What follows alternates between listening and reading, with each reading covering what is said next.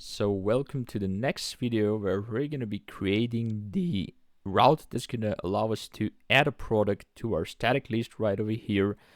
So that's going to be a post mapping. We're going to receive the product info and we're going to add it to our static list right over here. So let's get going. Let's create another mapping that's going to be type post mapping.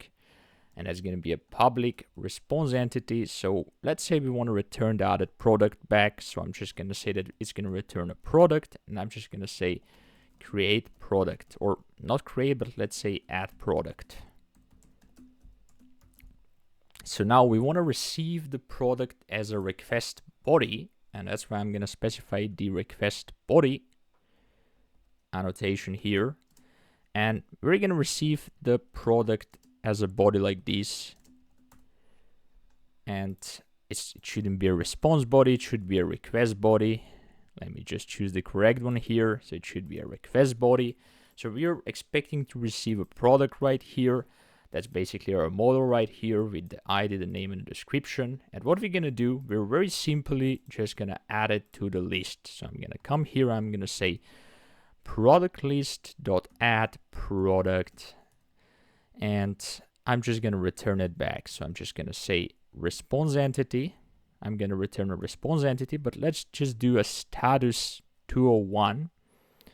That's basically a status created, or 201. That's what we use usually when we create something. We return a status HTTP status 201, which stands for created, so that we created successfully the object. And I'm just going to return the created object. I'm just basically going to return the product back. So now we have a route that allows us to add a product to our list. So we have the create functionality in our CRUD API. So this is for listing all the products, and this here is for adding a product. I'm going to go ahead and restart the application, and we're going to go ahead and try to test this out. So now, as you see, I use the different syntax here. Basically, response entity, I'm specifying the status manually, and then I'm specifying the body. So this is how you can also do it. You can also do it for a 200 like this. So you could have done like a 200 here and use it here. So there's a couple of ways of doing that, of building the response. So the application has started. I'm going to go back to Postman right now. And what I'm going to do in Postman is first I'm going to list all the products. As expected, we're having an empty list here. I'm going to go ahead, create another request, this time a post request to the same mapping, so to /API/products. But in this case, in the body, I'm going to actually add the product that we want to add to our list. So it's going to be out of type JSON, and we're going to have an ID. The ID is going to be, let's say, 1. We're going to have a name. The name is going to be product 1 in this case, let's say, and we're gonna add a description. The description is gonna be product description 1.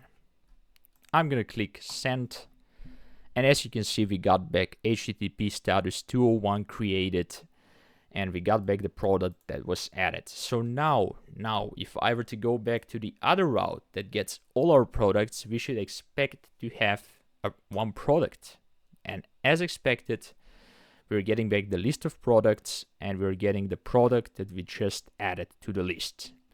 So this is a static list. Obviously, this is kept in memory. This is not persisted anywhere. It's just for demonstration purposes of how to create the REST API. So now, if I were to go ahead and create another product, let's say a product 2, so I'm just going to have another ID here. That's going to have the ID 2, product 2, product 2. I can go ahead and create that product. And then if I go back to the list and if I click send, you can see that we now have 2 products. And I can click again, and as you can see, we have 2 products. So now we're keeping 2 products. So in the next, that's going to be it for this video. In the next one, we're going to see how can we return a specific product. So a get mapping for a specific product for a specific ID. That's what we're going to do in the next video.